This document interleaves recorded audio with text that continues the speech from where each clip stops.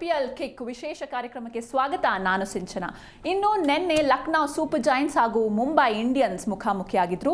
ರೋಚಕ ಪಂದ್ಯದಲ್ಲಿ ಲಕ್ನೋ ತಂಡ ಜಯಭೇರಿಯನ್ನ ಬಾರಿಸಿದೆ. ಇನ್ನು ಹಾರ್ದಿಕ್ ಪಾಂಡ್ಯ ಅವರ ಆಲ್ರೌಂಡ್ ಆಟ ಕೂಡ ವ್ಯರ್ಥವಾಗಿದೆ ಅಂತ ಹೇಳ್ಬೋದು. ಈ ಕುರಿತು ಸಾಕಷ್ಟು ಮಾತಾಡೋಕಿದೆ. ಆ್ಯಂಡ್ ಇದರ ಜೊತೆಗೆ ಇವತ್ತು ನಡೀತಾ ಇರುವಂತಹ ಮ್ಯಾಚಸ್, ಮೊದಲನೇದಾಗಿ CSK ವರ್ಸಸ್ DC ಹಾಗೂ ಇನ್ನೊಂದು ಮ್ಯಾಚ್ನಲ್ಲಿ ಪಂಜಾಬ್ ಹಾಗೂ ರಾಜಸ್ಥಾನ್ ಮುಖಾಮುಖಿ ಆಗ್ತಿದ್ದಾರೆ. ಈ ಕುರಿತು ಕೂಡ ಸಾಕಷ್ಟು ಮಾತಾಡೋಣ. ಮೊದಲನೇದಾಗಿ ನಮ್ಮ ಸ್ಟುಡಿಯೋಗೆ ಬಂದಿರುವಂತಹ ಗೆಸ್ಟ್ನ ವೆಲ್ಕಮ್ ಮಾಡಿಬಿಡೋಣ. ಕ್ರೀಡಾ ವಿಶ್ಲೇಷಕರಾಗಿರುವಂತಹ ಮುಕುಂದ್ ಸರ್ ನಮ್ಮ ಜೊತೆ ಇದ್ದಾರೆ. Hello sir, welcome to the show. Thank you.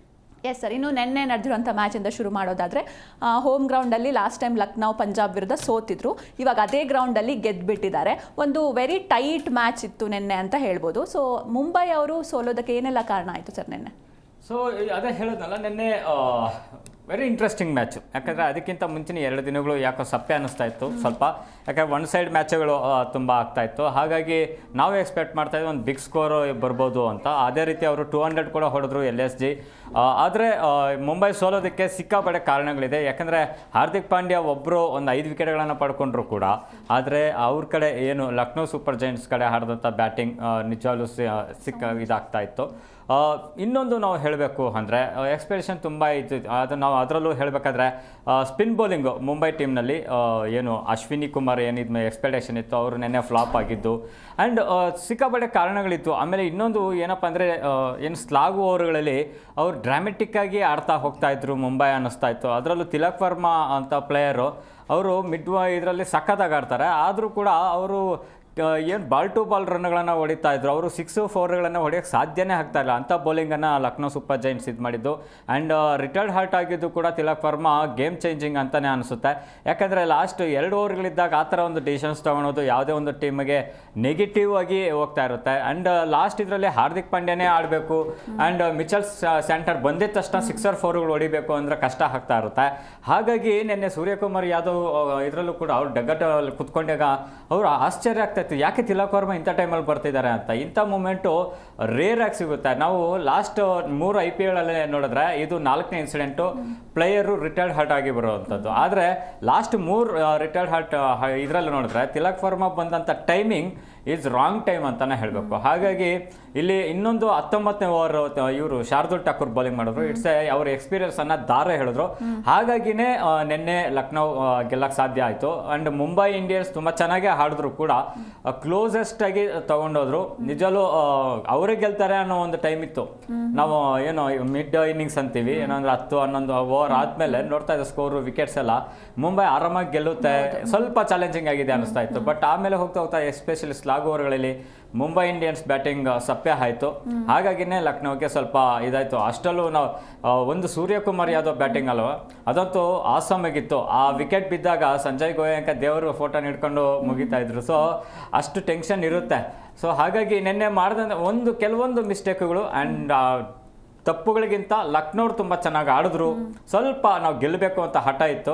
So ಹಾಗಾಗಿ ಅವರ ಇದು ಆಸೆ ಈಡೇರ್ತು ಅಂತಲೇ ಹೇಳಬೇಕು. ಓಕೆ ಸರ್, ಇನ್ನು ಇದಿಷ್ಟು ಸಾಕು ಅನ್ಸುತ್ತೆ ನನ್ನ ಮ್ಯಾಚ್ ಬಗ್ಗೆ. ಇನ್ನು ಇವತ್ತಿನ ಮ್ಯಾಚಸ್, ಯಾಕಂದರೆ 2 ಮ್ಯಾಚ್ಗಳಿದ್ದಾವೆ, ಅದು ವೆರಿ ಇಂಪಾರ್ಟೆಂಟ್ ಮ್ಯಾಚಸ್ ಕೂಡ. ಸೊ ಇವತ್ತಿನ ಮ್ಯಾಚ್ ಬಗ್ಗೆ ಮಾತಾಡೋದಾದರೆ, ಮೊದಲನೇದಾಗಿ Delhi capitals versus Chennai super Kings. So Delhi capitals ತಂಡ 2 ಮ್ಯಾಚ್ ಕೂಡ ಗೆದ್ದಿದೆ. ಸೊ ಇದೊಂದು ಹ್ಯಾಟ್ರಿಕ್ ಗೆಲುವಿನ ನಿರೀಕ್ಷೆಯಲ್ಲಿದ್ದಾರೆ. ಇನ್ನು ಚೆನ್ನೈ ತಂಡಕ್ಕೆ ಬಂದರೆ 1 ಮ್ಯಾಚ್ ಗೆದ್ದಿದ್ದಾರೆ, ಇನ್ನೆರಡು ಸೋಲು. ಸೊ ಇದು ಸೋತ್ಬಿಟ್ರೆ ಹ್ಯಾಟ್ರಿಕ್ ಸೋಲು ಆಗ್ಬಿಡುತ್ತೆ ಅವರಿಗೆ. ಸೊ ಇವತ್ತಿನ ಮ್ಯಾಚ್ ಹೇಗಿರ್ಬೋದು ಸರ್? ಇದೊಂದು ಟೈಟ್ ಮ್ಯಾಚ್ ಆಗುತ್ತೆ.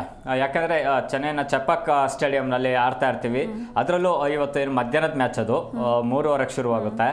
ಬಿಸಿಲು ಜಾಸ್ತಿ. ಸೊ ಹಾಗಾಗಿ ಇಲ್ಲಿ ಮೊದಲು ಬ್ಯಾಟಿಂಗ್ ಮಾಡೋರಿಗೆ ಸ್ವಲ್ಪ ಕಷ್ಟನೇ ಆಗ್ಬೋದು. ಯಾಕಂದರೆ ಹಾಕೋದು ವೈಟ್ ಬಾಲ್ ಆಗಿರೋದ್ರಿಂದ ಬಿಸಿಲು ಜಾಸ್ತಿ ಆದರೆ ಸ್ವಲ್ಪ ಬ್ಯಾಟಿಂಗಿಗೆ ಸ್ವಲ್ಪ ಕಷ್ಟ ಆಗುತ್ತೆ. ಹಾಗಾಗಿ ಇಲ್ಲಿ ಸ್ವಲ್ಪ ಚೇಸಿಂಗ್ಗೆ ಸಹಕಾರಿ ಆಗ್ಬೋದು. ಆದರೆ ಇವತ್ತಿನ ಮ್ಯಾಚಲ್ಲಿ ನಾನು ಹೇಳ್ತೀನಿ 90% CSK ಅವರು ವಿನ್ ಆಗ್ತಾರೆ ಅನ್ನೋ ಹೋಪ್ ಇದೆ. ಯಾಕಂದರೆ ಅವರು ಇಡೀ IPL ಇತಿಹಾಸದಲ್ಲೇ ಅವರು ಇವತ್ತರೆಗೂ ತನ್ನ ಹೋಮ್ ಗ್ರೌಂಡಲ್ಲಿ 50 ರನ್ಗಳಿಂದ ಸೋತಂಥ ಉದಾಹರಣೆ ಇರಲಿಲ್ಲ. ಅದನ್ನು RCB ವಿರುದ್ಧ ಅವ್ರು ಸೋತಿದ್ದು. ಆದರೆ ಆವತ್ತಿನ ಮ್ಯಾಚ್ ಆದಮೇಲೆ ಒಂದು ಇನ್ಸಿಡೆಂಟ್ ನಡೀತು. ಎಸ್ಪೆಷಲ್ ಆಗಿ ಸ್ಟೀಫನ್ ಫ್ಲೆಮಿಂಗ್ ಏನಿದ್ದಾರೆ ಚೆನ್ನೈ ಸೂಪರ್ ಕಿಂಗ್ಸ್ ಕೋಚು, ಅವ್ರು ಹೋಗಿ ಕ್ಯೂರೇಟರ್ ಹತ್ರ ಮಾತಾಡಿದ್ರಂತೆ. ಸೊ ಯಾಕೆ ಪಿಚ್ ಈ ಥರ ಆಯಿತು ಅಂತ. ಯಾಕಂದರೆ 50 ರನ್ಗಳಿಂದ ಚೆನ್ನೈ ಸೂಪರ್ ಕಿಂಗ್ಸ್ ಸೋಲೋದು ಅದು ಅನ್ಬಿಲೀವಬಲ್. ಸೊ ಅಷ್ಟಾದರೂ ಆಗಿದೆ ಅಂದರೆ ನಿಜವೂ ಅದಕ್ಕೆ ಅವರು ಅಗ್ರೆಸಿವ್ ಅಲ್ಲೂ 2 ಮ್ಯಾಚ್ಗಳು ಸೋತು ಹ್ಯಾಟ್ರಿಕ್ ಸೋಲನ್ನು ಅವರು ಒಪ್ಕೊಳಕ್ಕೆ ಸಾಧ್ಯನೇ ಇಲ್ಲ. ಆದರೆ ಇಲ್ಲಿ ಯಾವ ರೀತಿ ಇದೆ, ಅವ್ರು ಆಡ್ತಿರೋದು ಇಷ್ಟು ವರ್ಷಗಳ ಇದೇ ಬೇರೆ, ಡೆಲ್ಲಿ ಕ್ಯಾಪಿಟಲ್ಸ್ ಇವಾಗಿನ ಡೆಲ್ಲಿ ಕ್ಯಾಪಿಟಲ್ಸೇ ಬೇರೆ. ಯಾಕೆಂದರೆ 2 ತಂಡಗಳು ಮೆಗಾ ಆ್ಯಕ್ಷನ್ ಆದಮೇಲೆ ನಾವು ಇದನ್ನು ಬೇಕಾದ್ರೆ ನೋಡ್ಬೋದು, 2 ಒಂದೇ ನಾಣ್ಯದ 2 ಮುಖಗಳ ಥರ ಕಾಣಿಸ್ಕೊತಾ ಇದೆ. ಅಲ್ಲಿ ಯಾವ ರೀತಿ ಇದೆಯೋ ಇಲ್ಲೂ ಅದೇ ರೀತಿ ಇದೆ. ಎಸ್ಪೆಷಲಿ ಬೌಲಿಂಗಲ್ಲಿ ಚೆನ್ನೈಗೆ ಅತಿ ದೊಡ್ಡ ಅಡ್ವಾಂಟೇಜ್ ಆಗಿರೋದು ನೂರ್ ಅಹ್ಮದ್. ಸೊ ಅಹ್ಮದ್ ಏನಾದರೂ ಅತ್ಯುತ್ತಮ ಬೌಲಿಂಗ್ ಮಾಡಿದ್ರೆ ಡೆಲ್ಲಿ ಕ್ಯಾಪಿಟಲ್ಸ್ಗೆ ಕಷ್ಟ ಆಗುತ್ತೆ. ಅದೇ ರೀತಿ ಆ ಕಡೆ ಕುಲ್ದೀಪ್ ಯಾದವ್ ಇದ್ದಾರೆ. ಸೊ ಇಬ್ರು ಎಡಗೈ ಸ್ಪಿನ್ನರ್ಗಳೇ. ಸೊ ಆ ಕುಲ್ದೀಪ್ ಯಾದವ್ ಕೂಡ ಎಸ್. ಅಂಡ್ ಇನ್ನೊಂದು ಹೇಳ್ತೀನಿ, ಅಲ್ಲಿ ರಚಿನ್ ರವೀಂದ್ರ ಇದ್ದಾರೆ. ಓಕೆ, ಈ ಕಡೆನೂ ಅದೇ ರೀತಿ ನಮ್ಮ KL ರಾಹುಲ್ ಇದ್ದಾರೆ. ಸೊ ಇವರಿಬ್ರು ಕೂಡ ಇಂಪ್ಯಾಕ್ಟ್ ಮಾಡ್ಬೋದು. ಸೊ ಹಾಗಾಗಿ ಇಲ್ಲಿ ನೋಡ್ತಾ ಇದ್ರೆ ಅದೇ ಹೇಳದ್ನಲ್ಲ, ಒಂದೇ ನಾಣ್ಯದ 2 ಮುಖಗಳು. ಬಟ್ ಚೆನ್ನೈಗೆ ಸ್ವಲ್ಪ ಇವಾಗ ಟೆನ್ಷನ್ ಇರೋವಂಥದ್ದು, ಅವರು ಒಳ್ಳೆ ಟೀಮನ್ನು ಇದು ಮಾಡ್ಕೊಂಡು, ಎಸ್ಪೆಷಲಿ ಬೌಲಿಂಗ್ ಟೀಮಲ್ಲಿ ಸ್ಪಿನ್ನರ್ಗೆ. ಆದರೆ ಆ ಒಂದು ಸ್ಪಿನ್ನರ್ ಇಂಪ್ಯಾಕ್ಟ್ ಮಾಡುವಂಥ ಪಿಚ್ಚುಗಳು ಅವ್ರಿಗೆ ಸಹಕಾರಿ ಆಗ್ತಾ ಇಲ್ಲ.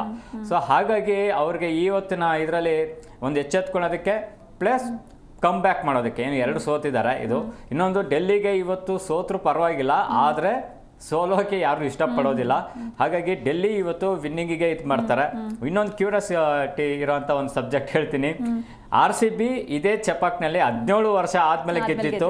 ಇದೇ ರೀತಿ ಈಗ ಡೆಲ್ಲಿ ಕೂಡ 2010 ಆದ್ಮೇಲೆ ಇವತ್ತವರೆಗೂ ಅವರು ಚಪಾಕ್ನಲ್ಲಿ ಗೆದ್ದಿಲ್ಲ. ಸೊ ಹಾಗಾಗಿ ಮತ್ತೆ ಅದೊಂದು ಭಯ ಇರುತ್ತೆ. ಯಾವಾಗ 2010ರಲ್ಲಿ ಏನು ಇವ್ರು ಗೆದ್ದಿದ್ರು ಡೆಲ್ಲಿ, ಆಗ ಈಗ ಡೆಲ್ಲಿ ಕ್ಯಾಪ್ಟನ್ ಕೋಚ್ ಆಗಿದ್ದಾರೆ ಹೇಮಂತ್ ಬದಾನಿ, ಅವರು ಚೆನ್ನೈ ಟೀಮಲ್ಲಿ ಆಡ್ತಾ ಇದ್ರು. ಸೊ ಹಾಗಾಗಿ ಇವೆಲ್ಲ ಕ್ಯೂರಿಯಾಸಿಟಿ ಇವತ್ತಿನ ಮ್ಯಾಚಲ್ಲಿ ನೋಡಕ್ ಸಿಗುತ್ತೆ ನಮಗೆ. ಓಕೆ ಸರ್, ಇನ್ನು ಋತುರಾಜ್ ಗಾಯಕ್ವಾಡ್ ಅವ್ರ ಬಗ್ಗೆ ಮಾತಾಡೋದಾದ್ರೆ, ಅವ್ರಿಗೆ ಇಂಜುರಿ ಆಗಿರೋದ್ರಿಂದ ಇವತ್ತು ಆಡ್ತಾ ಇಲ್ಲ ಅವರು. ಮತ್ತೆ ಧೋನಿ ಅವರೇ ಕ್ಯಾಪ್ಟನ್ ಆಗಿ ಲೀಡ್ ಮಾಡ್ತಾರಾ ಹೇಗೆ ಅಂತ ಇವತ್ತಿನ ಮ್ಯಾಚ್? ಇನ್ನೂ ಕನ್ಫರ್ಮ್ ಆಗಿಲ್ಲ. ಅದು ಸದ್ಯಕ್ಕೆ ಇರೋ ಪ್ರಕಾರ ಋತುರಾಜ್ ಗಾಯಕ್ವಾಡ್ ಕನ್ಫರ್ಮ್ ಇಂಜುರ್ಡ್ ಆಗಿರೋದು ಸ್ವಲ್ಪ ಸೀರಿಯಸ್ ಆಗಿದ್ದಾರೆ ಅಂತಲೂ ಕೇಳ್ಪಡೆ. ಬಟ್ ಮ್ಯಾಚ್ಗಿಂತ 1 ಅವರ್ ಮುಂಚೆ ಅವ್ರಿಗೆ ಏನು 4th ಅಂಪೈರ್ಗೆ ಇದಕ್ಕೆ ಮ್ಯಾಚ್ ರೆಫ್ರಿಗೆ ಟೀಮನ್ನು ಪ್ಲೇಯಿಂಗ್ 11 ಅನೌನ್ಸ್ಮೆಂಟ್ ಮಾಡ್ತಾರೆ. ಸೊ ಅಲ್ಲವರೆಗೂ ಋತುರಾಜ್ ಗಾಯಕ್ವಾಡ್ ಬಗ್ಗೆ ನಾವು ಕನ್ಫರ್ಮೇಷನ್ ಕೊಡೋಕ್ಕಾಗೋದಿಲ್ಲ. ಆದರೆ ಈ ಇದರಲ್ಲಿ ರವೀಂದ್ರ ಜಡೇಜಾನ ಕ್ಯಾಪ್ಟನ್ಶಿಪ್ ಮಾಡಿಸ್ಬೋದಾಗಿತ್ತು. ಆದರೆ ರವೀಂದ್ರ ಜಡೇಜಾ ಅವರು ಸ್ವಯಂ ಪ್ರೇರಿತವಾಗಿ ನನ್ನ ಕ್ಯಾಪ್ಟನ್ಶಿಪ್ ಬೇಡ ಅಂತ ಹೋದವರು. ಹಾಗಾಗಿ ಅವರು ಕಾನ್ಫಿಡೆಂಟ್ ಇಲ್ಲ ಅಂತ ಗೊತ್ತಾಗುತ್ತೆ. ಹಾಗಾಗಿ ಅವ್ರ ಬದಲು ಧೋನಿನೇ ಟೀಮನ್ನು ಲೀಡ್ ಮಾಡ್ತಾರೆ. ಒಂದು ಇದಿರುತ್ತೆ, ಯಾಕೆ ಧೋನಿನೇ ನಾಯಕವಾಗಿ ಮಾಡ್ತಾರೆ ಆ ಥರ ಆದ್ರೆ ಅಂದರೆ, ಒಂದು ಧೋನಿ ಯಶಸ್ವಿಯಾಗಿ ಮುನ್ನಡೆಸ್ತಾರೆ. ಒಂದ್ಸಲಿ ಈ ಮ್ಯಾಚನ್ನು ಧೋನಿ ಕ್ಯಾಪ್ಟನ್ಶಿಪ್ಪಲ್ಲಿ ಗೆದ್ರೆ CSK ಮತ್ತೆ ಅವರು ರೀಬೂಸ್ಟ್ ಆಗ್ತಾರೆ. ಎಸ್, 2 ಮ್ಯಾಚ್ ಸೋತಾದ್ಮೇಲೂ ಕೂಡ ಧೋನಿ ಇದ್ರೆ ಸಾಕು ಅನ್ನೋ ಒಂದು ಇದಿದೆ. ಆಮೇಲೆ ಲಾಸ್ಟ್ 2 ಮ್ಯಾಚ್ಗಳ ಮೇಲೆ ನೋಡೋದಾದ್ರೆ ಧೋನಿ ಬಗ್ಗೆ ಸ್ವಲ್ಪ ಟೀಕೆಗಳು ಕೂಡ ಬಂದವು. ಇಷ್ಟು ವರ್ಷದ ಬಗ್ಗೆ ಇದ್ದಂತ ಎಲ್ಲ ಇದು ಕೂಡ ಕೇವಲ 2 ಮ್ಯಾಚ್ಗಳಲ್ಲಿ ಕಳ್ಕೊಂಡ್ರು. ಸೊ ಹಾಗಾಗಿ ಈಗ ಒಂದು ಅವಕಾಶ ಧೋನಿ ಕ್ಯಾಪ್ಟನ್ಸಿಯನ್ನು ನೋಡೋದಕ್ಕೆ ಅಭಿಮಾನಿಗಳಿಗೆ ಇವತ್ತಿನ ಮ್ಯಾಚಲ್ಲಿ ಸಿಗುತ್ತೆ. ಸೊ ಇನ್ನು ಅದೇ ರೀತಿ ಅವ್ರಿಗೆ ಗೊತ್ತು, ಅವ್ರು ಲಾಸ್ಟ್ ಬಾಲ್ವರೆಗೂ ಗೇಮ್ ಪ್ಲಾನ್ ನಡೀತಾ ಇರ್ತಾರೆ ಮೈಂಡಲ್ಲಿ. ಸೊ ಹಾಗಾಗಿ ಡೆಲ್ಲಿಗೆ ಸ್ವಲ್ಪ ಕಷ್ಟನೇ ಇವತ್ತು. ಬಟ್ ವಿನ್ ಆದರೆ ಮಾತ್ರ ರಿಯಲಿ ಗುಡ್. ಯಾಕಂದರೆ RCBಗೆ ಚಾನ್ಸ್ ಇತ್ತು ಹ್ಯಾಟ್ರಿಕ್ ವಿನ್ ಮಾಡೋದಕ್ಕೆ, ಬಟ್ ಈಗ ಡೆಲ್ಲಿ ಕ್ಯಾಪಿಟಲ್ಸ್ಗೆ ಸಿಕ್ಕಿದೆ. ನೋಡೋಣ. ಬಟ್ ಇದು ಚೆನ್ನೈನ ಸೋಲಿಸೋದು ಅದು ಹೋಮ್ ಗ್ರೌಂಡಲ್ಲಿ ಈಗಿನ ಪರಿಸ್ಥಿತಿಗಳಲ್ಲಿ ರಿಯಲಿ ಕಷ್ಟ. ಸರ್, ಇನ್ನು ಧೋನಿ ಅವ್ರ ಬಗ್ಗೆ ಮಾತಾಡಲೇಬೇಕು. ಕಳೆದ ಒಂದು 2 ಮ್ಯಾಚಸ್ಸಿಂದ ಹೇಳ್ಕೊಳ್ಳೋ ಅಷ್ಟು ಏನು ಪರ್ಫಾರ್ಮೆನ್ಸ್ ಅವರಿಂದ ಬರ್ತಾ ಇಲ್ಲ. ಸೊ ಏನೆಲ್ಲ ಚೇಂಜಸ್ ಮಾಡ್ಕೋಬೇಕು ಅಂತ, ಏನು ಮೈನಸ್ ಆಗ್ತಿದೆ ಅವರಿಂದ? 100% ಚೆನ್ನೈ ಸೂಪರ್ ಕಿಂಗ್ಸ್ನಲ್ಲಿ ಮೇಯ್ನಾಗಿ ಅದೇ ನ್ಯೂನ್ಯತೆ ಅಂತ ಏನು ಹೇಳ್ತೀವಿ, ಅದನ್ನು ನೋಡೋದಾದ್ರೆ ಅವ್ರಿಗೆ ರೈಟ್ ಕಾಂಬಿನೇಷನ್ ಸಿಗ್ತಾ ಇಲ್ಲ. ಆ್ಯಂಡ್ ಎಸ್ಪೆಷಲಿ ಓಪನರ್ಸ್ಗಳಲ್ಲಿ ನಾವು ನೋಡೋದಾದ್ರೆ ಅವ್ರು ಇಳಿತಾ ಇರೋದು ಯಾರು, ರಾಹುಲ್ ತ್ರಿಪಾಠಿ, ಆಮೇಲೆ ವಿಜಯ್ ಇವರು. ಸೊ ಹಾಗಾಗಿ ವಿಜಯ್ ಶಂಕರ್. ಸೊ ಹಾಗಾಗಿ ಇವರಿಬ್ಬರ ಕಾಂಬಿನೇಷನ್ನು ರೈಟ್ ಅಪ್ ಆಗ್ತಾ ಇಲ್ಲ ಅವ್ರಿಗೆ. ಆ್ಯಂಡ್ ಮಿಡ್ಲ್ ಆರ್ಡ್ರಲ್ಲೂ ಕೂಡ ಋತುರಾಜ್ ಗಾಯಕ್ವಾಡ್ ಕನ್ಸಿಸ್ಟೆನ್ಸಿ ಇರಲಿಲ್ಲ. ಆ್ಯಂಡ್ ಎಸ್ಪೆಷಲಿ ಇನ್ನೊಂದು ಬೌಲಿಂಗಲ್ಲೂ ಕೂಡ ಅವ್ರು ಮತೀಶ್ ಪತಿರಾಣ ಬಿಟ್ಟರೆ ಇನ್ಯಾವುದು ಕರೆಕ್ಟಾಗಿ ಇದಾಗ್ತಾ ಇಲ್ಲ. ಸೊ ಇಷ್ಟೆಲ್ಲ ಇರೋದ್ರಿಂದ ಆಮೇಲೆ ಧೋನಿನ ಯಾವ ಇದರಲ್ಲಿ ಆಡಬೇಕು ಅನ್ನೋದು ಇನ್ನೂ ಕನ್ಫರ್ಮ್ ಆಗಿಲ್ಲ. ಸೊ ಇಷ್ಟು ನೆಗೆಟಿವ್ ಪಾಯಿಂಟ್ಸ್ ಇದೆ CSKಯಲ್ಲಿ. ಸೊ ರೈಟ್ ಕಾಂಬಿನೇಷನ್ಸ್ ಬೇಕು ಅವ್ರಿಗೆ. ಬಟ್ ಇವತ್ತಿನ ಮ್ಯಾಚಲ್ಲಿ ಒಂದು ಇದೇನಪ್ಪ ಅಂದರೆ, ಏನು ಡೆವನ್ ಕಾನ್ವೆ ಅವರು ಟೀಮ್ಗೆ ಅಂದರೆ ಪ್ಲೇಯಿಂಗ್ 11ಅಲ್ಲಿ ಇರ್ತಾರೆ ಅಂತ ಕೇಳ್ಪಟ್ಟಿದ್ದೀನಿ. ಸೊ ಅವ್ರು ಬಂದರೆ ಮ್ಯಾಚ್ ಚೇಂಜ್ ಆಗ್ಬೋದು. ಯಾಕಂದರೆ ಈಗಿನ ಸದ್ಯಕ್ಕೆ ಡೆವನ್ ಕಾನ್ವೆ ಮುಂಚೆ ಚೆನ್ನಾಗಿ ಆಡ್ತಾ ಇದ್ರು. ಬಟ್ ಈಗಿನ ಆಸ್ಟ್ರೇಲಿಯನ್ ಇದರಲ್ಲಿ ಅವರು ಇವಾಗ ಅಷ್ಟೊಂದು ಓಪನರ್ ಆಗಿ ಬೇಡ ಅನ್ನೋ ಮಾತುಗಳು ಕೇಳಿ ಬರ್ತಾ ಇದೆ. ಸೊ ಅವರು ಕೂಡ ಫಾರ್ಮಲ್ಗೆ ಬರಬೇಕಾಗುತ್ತೆ. ಹಾಗಿದ್ರೆ ಇಷ್ಟೊತ್ತಿಗೆ ಆಡ್ಬೋದಾಗಿತ್ತು. Devon convoy left hand batsman ಆಗಿರೋದ್ರಿಂದ ಓಪನರ್ ಆಗಿ ಇಳಿಸ್ಬೋದು, ಆ ಚೇಂಜ್ ಮಾಡ್ಕೋತ ಬರ್ತಾರೆ ಅಂತ ಅನ್ಕೊಂಡಿದ್ದೀನಿ. ಅಲ್ಲಿ ಋತುರಾಜ್ ಗಾಯಕ್ವಾಡ್ ಬದಲು ನೀವೇ ಹೇಳಿದಾಗೆ ಇದನ್ನ ಮಾಡ್ತಾರೆ. ಆಮೇಲೆ ಇನ್ನೂ ಜೆಮಿ ಹೋರ್ಟನ್ ಕೂಡ ಅವರು ಆಡಬೇಕು. ಸೊ ಅವ್ರಿಗೂ ಕೂಡ ಇನ್ನೂ ಅಷ್ಟೊಂದು ಇದಾಗಿಲ್ಲ. ಸೊ ಇವೆಲ್ಲ ನೋಡಬೇಕು. CSK ಟೀಮ್ನಲ್ಲಿ ಈಗ ಒಂದೆರಡು ಬದಲಾವಣೆ ಖಂಡಿತವಾಗೂ ನಾವು ನೋಡ್ತೀವಿ ಇವತ್ತು ಇದರಲ್ಲಿ. ಓಕೆ ಸರ್, ಇನ್ನು ಚೆನ್ನೈ ತಂಡದ ಬೌಲಿಂಗ್ ಬಗ್ಗೆ ಬರೋದಾದ್ರೆ ಇನ್ನು ಮತೀಶ್ ಪತಿರಾನ ಅವ್ರ ಬೌಲಿಂಗ್ ಬಗ್ಗೆ ಮಾತಾಡಲೇಬೇಕು. ಸೊ ಇವತ್ತು ಅವರಿಂದ ಏನೆಲ್ಲ ಎಕ್ಸ್ಪೆಕ್ಟ್ ಮಾಡ್ಬೋದು? ಅವರಿಂದ ಎಕ್ಸ್ಪೆಕ್ಟ್ ಮಾಡೋದು ಇಷ್ಟೇ. ಅವರಲ್ಲಿ ನಾವು ನೋಡ್ತಾ ಇರೋದು ಲಸಿತ್ ಮಲಿಂಗವನ್ನೇ ನಾವು ನೋಡ್ತಾ ಇದ್ದೀವಿ. ಅವರಲ್ಲಿ ಸೇಮ್ ಅದೇ ರೀತಿ ಇದೆ. ಅವರಿಂದ ಎಕ್ಸ್ಪೆಕ್ಟ್ ಮಾಡ್ತಾ ಇರೋದು ಯಾರ್ಕರ್ಸು, ವಿಕೆಟ್ಸು ಅಷ್ಟೇ. ಸೊ ಬಟ್ ಬ್ಯಾಟ್ಸ್ಮನ್ಗಳು ಹೇಗಾಗ್ಬಿಡ್ತಾರೆ ಅಂದರೆ, ವಿಕೆಟ್ಸ್ ಇಲ್ಲಿ ಉಳಿಸ್ಕೊಂಡ್ ಬಂದಿದ್ರೆ ಆರಾಮಾಗಿ ಎಂಥ ಬೌಲರ್ನ ಬೇಕಾದರೂ ಅವರು ಎದುರಿಸ್ತಾರೆ. ಒಂದ್ಸಲಿ ಏನಾದರೂ 1-2-3 ವಿಕೆಟ್ ಫಸ್ಟೇ ಹೋಗ್ಬಿಟ್ರೆ ಅಂತ ಯಾರ್ಕರ್ಗಳು ಬಿದ್ದಾಗ ಅದು ಏನಾಗ್ತಾ ಇದೆ ಅಂದರೆ, ಸ್ಟಾರ್ ಬ್ಯಾಟರ್ಗಳಿಗೆ ಕೂಡ ಯಾರ್ಕರ್ಗಳಿಗೆ ಅಂಥ ಫುಲ್ ಲೆಂತ್ ಯಾರ್ಕರ್ಗಳು ಹಾಕಿದಾಗ ಕ್ಲೀನ್ ಬೋಲ್ಡ್ ಆಗ್ಬಿಡ್ತಾರೆ. ಸೊ ಹಾಗಾಗಿ ಅವರಿಂದ ಎಕ್ಸ್ಪೆಕ್ಟ್ ಮಾಡ್ತಾ ಇರೋದು ವಿಕೆಟ್ಸ್ ಅಷ್ಟೇ. ಬಟ್ ಆ ಒಂದು ಬೌಲರ್ನ ಟ್ಯಾಕಲ್ ಮಾಡೋದು ಹೇಗೆ ಅನ್ನೋದಂದ್ರೆ ವೆರಿ ಸಿಂಪಲ್. ಆ 4 ಓವರ್ಗಳನ್ನು ಸ್ವಲ್ಪ ಹುಷಾರಾಗಿ ಆಡ್ಕೊಬಿಡ್ತಾರೆ. 1-2-3 ಓವರ್ ಸ್ವಲ್ಪ ಡಿಫೆಂಡ್ ಮಾಡ್ಕೊಂಡ್ರೆ ಲಾಸ್ಟ್ ಓವರ್ ಬೇಕಾದ್ರೆ 20 ರನ್ ನೋಡಿಬಿಡ್ತಾರೆ. ಸೊ ಆ ರೀತಿ ಟೆಕ್ನಿಕ್ಗಳನ್ನು ಮಾಡ್ತಾರೆ. ಬಿಕಾಸ್ ಅವರು ವಿಕೆಟ್ಗಳನ್ನು ಉಳಿಸ್ಕೊಂಡ್ರೆ ಇನ್ನು ಉಳಿದಂಥ ಎಲ್ಲ ಏನು 4-5 ಜನ ಬೌಲಿಂಗ್ ಮಾಡ್ತಾರೆ, ಅವ್ರಿಗೆ ಬೇಕಾದ್ರೆ ನಾವು ಸ್ಕೋರ್ ಮಾಡ್ಕೊಳ್ಳೋಣ ಅಂತ ಪ್ಲಾನ್ ನಡೀತಾ ಇರುತ್ತೆ. So Matheesha Pathirana is very good bowler, young player. ನೋಡೋಣ ಇವತ್ತು ಮ್ಯಾಚ್ ಅವರಿಂದ ಪರ್ಫಾರ್ಮೆನ್ಸ್ ಬರುತ್ತಾ, ಇಲ್ಲಾಂದ್ರೆ ಫ್ಲಾಪ್ ಆಗ್ತಾರಾ, CSK ಏನು ಲಾಭ ತಂದು ಕೊಡ್ತಾರೋ ನೋಡ್ಬೇಕಾಗುತ್ತೆ. ಓಕೆ ಸರ್, ಇನ್ನು ಇವತ್ತು ನಡೀತಾ ಇರೋಂಥ ಮ್ಯಾಚ್ ಚೆಪಾಕ್ ಸ್ಟೇಡಿಯಮಲ್ಲಿ ನಡೀತಾ ಇದೆ. ಅದರ ಒಂದು ಪಿಚ್ ರಿಪೋರ್ಟ್ನ ನೋಡೋದಾದ್ರೆ, ನಾವು ಇವತ್ತೇನು ನೋಡ್ತಿಲ್ವಲ್ಲ ಚೆಪಾಕ್ ಸ್ಟೇಡಿಯಮನ್ನು, ತುಂಬ ವರ್ಷಗಳಿಂದ ನೋಡ್ತಾ ಇರೋವಂಥ ಪಿಚ್ ಅದು. ಬಟ್ ಇಲ್ಲಿ ಏನಪ್ಪ ಅಂದರೆ ಅದೊಂದು ರೀತಿ ವರ್ತನೆ ಮಾಡುತ್ತೆ, ಒಂದೊಂದು ದಿನ ಒಂದೊಂದು ಥರ ವರ್ತನೆ ಮಾಡುತ್ತೆ. ನೋಡಿ ನಾವು ಇದು ಮಾಡಿದಾಗ ಲಾಸ್ಟ್ CSK ಮ್ಯಾಚ್ RCB ಮೇಲೆ ಸೋತಾಗೂ ಕೂಡ ಈವನ್ ಅಷ್ಟು ಹೋಮ್ ಗ್ರೌಂಡಲ್ಲಿರುವಂಥ ಆ ಒಂದು ಕೋಚ್ ಏನಿದ್ದಾರೆ ಸ್ಟೀಫನ್ ಫ್ಲೆಮಿಂಗಿಗೆ ಅರ್ಥ ಆಗಿಲ್ಲ ಅಂದರೆ ನಾವು ಜಡ್ಜ್ ಮಾಡೋದು ತುಂಬ ಕಷ್ಟ ಆಗುತ್ತೆ. ಬಟ್ ಆದರೆ ಸಾಮಾನ್ಯವಾಗಿ ಅದನ್ನು ನಡ್ಕೊಳ್ಳೋ ಅಂಥ ಇದು ಏನಪ್ಪ ಅಂದರೆ ಅದು ಬೌಲರ್ಸ್ಗೆ ಸ್ವಲ್ಪ ಹೆಲ್ಪ್ಫುಲ್ ಆಗಿರುತ್ತೆ.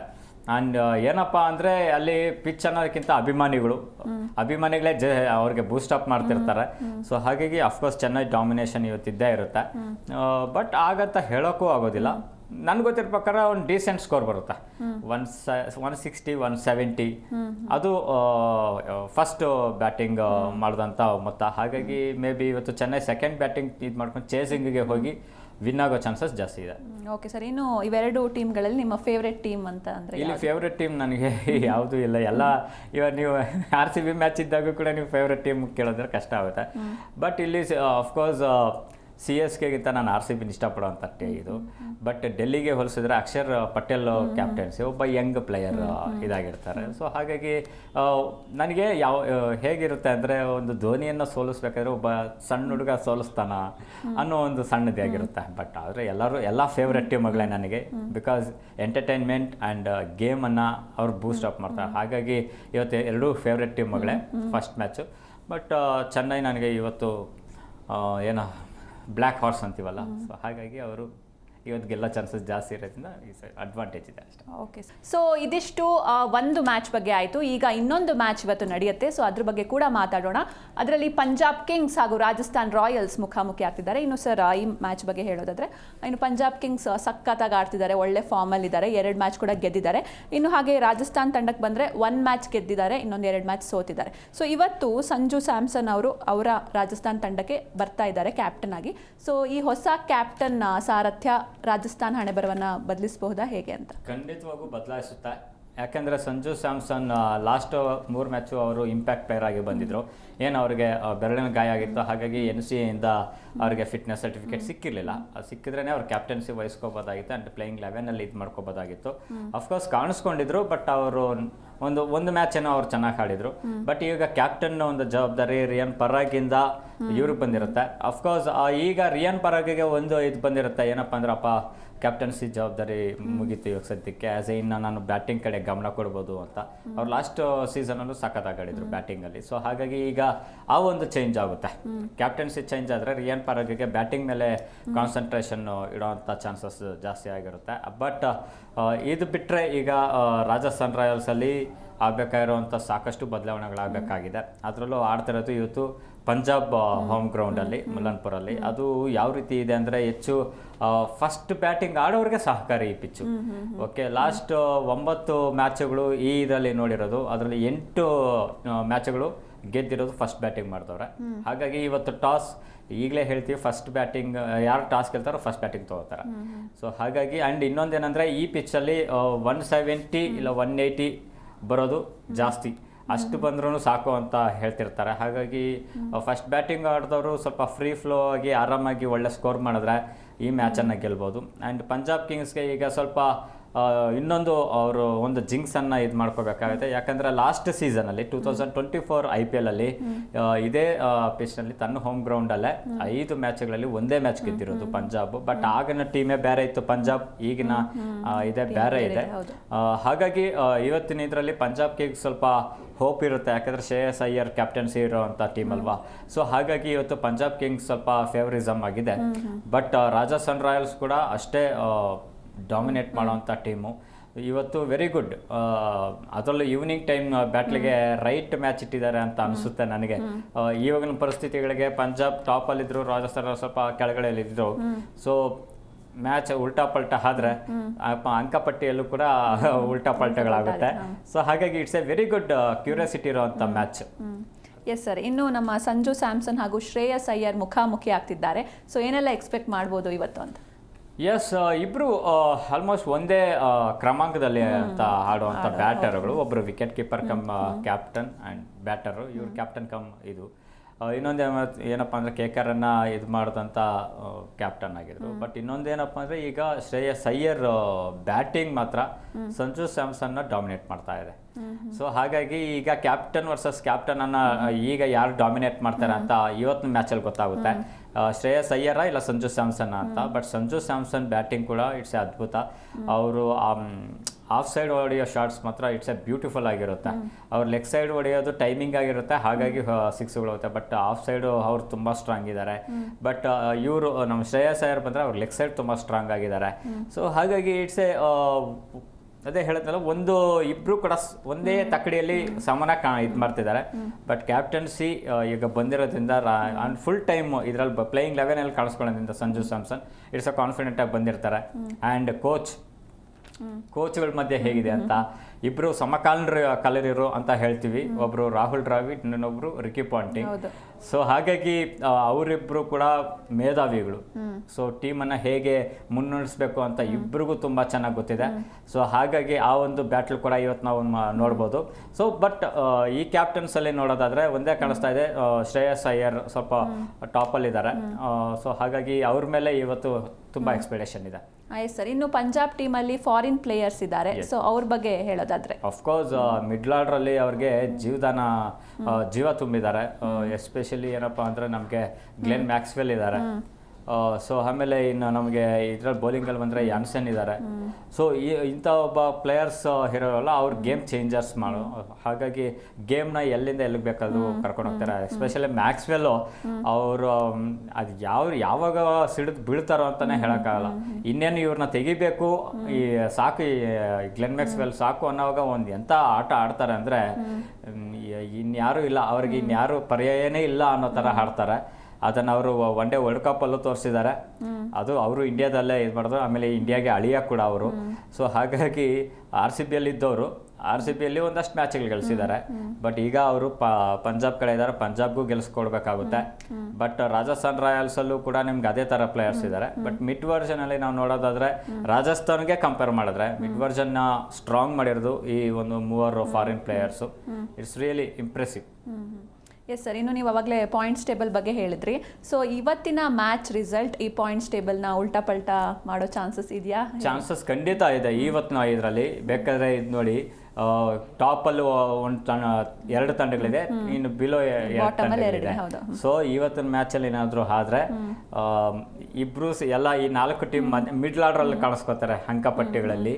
ಸೊ ಹಾಗಾಗಿ ಇವತ್ತಿನ ಇದರಲ್ಲಿ ಚೆನ್ನೈ ಅಫ್ಕೋರ್ಸ್ ಮೇಲಿನ ಒಂದು ಇದಕ್ಕೆ ಬರೋ ಚಾನ್ಸಸ್ ಜಾಸ್ತಿ ಇದ್ರೆ. ಬಟ್ RR ಸ್ವಲ್ಪ ಕಷ್ಟನೂ ಅಂತಾನೆ ಹೇಳಬೇಕು. ಅದೇ ಹೇಳಿದ್ನಲ್ಲ, ಈ ಸೆಕೆಂಡ್ ಮ್ಯಾಚಲ್ಲಿ ಎಸ್ಪೆಷಲಿ ಪಿಚ್ ಮೇಲೆ ಡಿಪೆಂಡ್ ಆಗಿದೆ. ಇಲ್ಲಿ ಪ್ಲೇಯರ್ಸು ಎರಡು ಟೀಮಲ್ಲಿ ಸ್ಟ್ರಾಂಗ್ ಇದ್ರು ಕೂಡ ಪಿಚ್ಚು ಇದರಲ್ಲಿ ಯಾರು ಫಸ್ಟ್ ಬ್ಯಾಟಿಂಗ್ ತಗೋತಾರೋ ಅವರು ಅಂಕಪಟ್ಟಿಯಲ್ಲಿ ಮೇಲಿನ ಸ್ಥಾನ ಉಳಿಸ್ಕೋತಾರೋ ಕೆಳಗಡೆ ಬರ್ತಾರೋ ಅನ್ನೋದ್ರ ಡಿಪೆಂಡ್ ಆಗೋಗ್ಬಿಡುತ್ತೆ. ಬಟ್ ಪಿಚ್ ಇವತ್ತು 50% ಒಂದು ಪರಿಣಾಮ ಬೀರ್ತಾ ಇದ್ರೆ ಇನ್ನೂ 50% ಇದಾಗ್ತಾ ಇರೋದು ಪ್ಲೇಯರ್ಸ್ ಪರ್ಫಾರ್ಮೆನ್ಸು. ಸೊ ಹಾಗಾಗಿ ಇವತ್ತು ನಾವು ವೆರಿ ಗುಡ್ ಇದಿದೆ. ಆ್ಯಂಡ್ ಇನ್ನೊಂದು ನಾವು ಹೇಳ್ಬೋದು, ಚಹಲ್ ಬಗ್ಗೆ ನಾನು ಇಲ್ಲೊಂದು ಮಾತನ್ನು ಹೇಳಬೇಕು ಇಷ್ಟಪಡ್ತೀನಿ. ಯಾಕಂದರೆ ಇದಕ್ಕಿಂತ ಲಾಸ್ಟ್ 3 ಸೀಸನ್ಗಳಲ್ಲಿ ಅವರು ಇದೇ ಟೀಮ್ ಮೇಲೆ, ಆದರೆ ಇವತ್ತೇನು ಇದು ಮಾಡ್ತಾರೆ ರಾಜಸ್ಥಾನ್ ರಾಯಲ್ಸು, ಅದರಲ್ಲಿ ಆಡ್ತಾಯಿದ್ರು. ಅವ್ರು 2022ನೇ ಸೀಸನಲ್ಲಿ ಕೂಡ 27 ವಿಕೆಟ್ ತೆಗೆದಿದ್ರು. ಸೊ ಈಗ ಪಂಜಾಬ್ಗೆ ಅವ್ರಿಗೆ 18 ಕೋಟಿಗೆ ಬಂದಿದ್ದಾರೆ. ಸೊ ಇವತ್ತು ಅವರು ಪರ್ಫಾರ್ಮೆನ್ಸ್ ತುಂಬ ಇಂಪಾರ್ಟೆಂಟ್ ಇರುತ್ತೆ.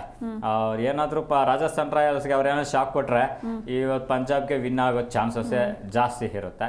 ಸೊ ಹಾಗಾಗಿ ನನ್ನ ಒಂದು ಓವರಾಲ್ ಎಕ್ಸ್ ಫ್ಯಾಕ್ಟರ್ ಪ್ಲೇಯರ್ ಅಂದರೆ ಇವತ್ತು ಚಹಲ್ ಆಗ್ತಾರೆ. ಓಕೆ ಸರ್, ಇನ್ನು ಇಷ್ಟೊತ್ತು ನಮ್ಮ ಜೊತೆ ಇದ್ದು ಬಹಳಷ್ಟು ವಿಷಯಗಳ ಬಗ್ಗೆ ಮಾತಾಡಿದ್ರಿ. ಥ್ಯಾಂಕ್ ಯು ಸೋ ಮಚ್ ನಮ್ಮ ಸ್ಟುಡಿಯೋಗೆ ಬಂದಿದ್ದಕ್ಕೆ. Thank you. ಎಸ್, ನೋಡಿದ್ರಲ್ವಾ ವೀಕ್ಷಕರೇ, ಇವತ್ತು ನಡೀತಾ ಇರುವಂಥ 2 ಮ್ಯಾಚಸ್, ಒಂದರಲ್ಲಿ ಚೆನ್ನೈ ವರ್ಸಸ್ ಡೆಲ್ಲಿ ಇದೆ. ಹಾಗೆ ಇನ್ನೊಂದು ಮ್ಯಾಚ್ನಲ್ಲಿ ಪಂಜಾಬ್ ವರ್ಸಸ್ ರಾಜಸ್ಥಾನ್ ಮುಖಾಮುಖಿ ಆಗ್ತಿದ್ದಾರೆ. ಸೊ ಗೆಲುವು ಯಾರ ಕಡೆಗೆ ವಾಲುತ್ತೆ ಅನ್ನೋದನ್ನು ಇವತ್ತು ನೋಡಬೇಕಿದೆ. ಇದಾಗಿತ್ತು ಇವತ್ತಿನ ವಿಶೇಷ. ನೋಡ್ತಾ ಇರಿ ಜಿ ಕನ್ನಡ ನ್ಯೂಸ್, ಸತ್ಯವೇ ಸುದ್ದಿಯ ಜೀವಾಳ.